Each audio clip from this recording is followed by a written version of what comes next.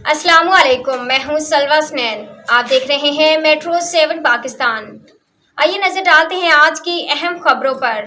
Karachi chairman सदर town Mansoor Ahmad Sheikh ने कहा कि अवाम से किए गए वादों की तकमील के लिए अहदाफ तय करके पूरे सदर टाउन में तसलसल के साथ तरक्याती मनसूबों को मुकम्मल किया जा रहा है। अवाम को रिलीफ देने के लिए मरबूत पॉलिसी के तहत दस्तियाब वसाइल का इस्तेमाल करते हुए अवामी खदमत का सफ़र जारी रखे हुए हैं। इन ख्यालात के इज़हार उन्होंने town vice chairman Abdurrahman Modi और म्यूनसिपल कमिश्नर नूर हसन जोखियों के हमरा इस्माइल गीगा स्ट्रीट खारदार पर प्योंग ब्लॉक्स और फ्लोरिंग के काम की तकमील के बाद इफ्तिताह करते हुए किया।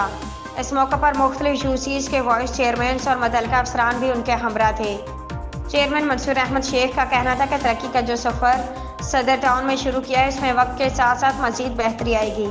हमारा नस्ब लेना है कि आवाम के टैक्सों का एक एक पैसा इस अंदाज से खर्च किया जाए इसके भरपूर समरात बराह रास्त आवाम तक पहुँचे।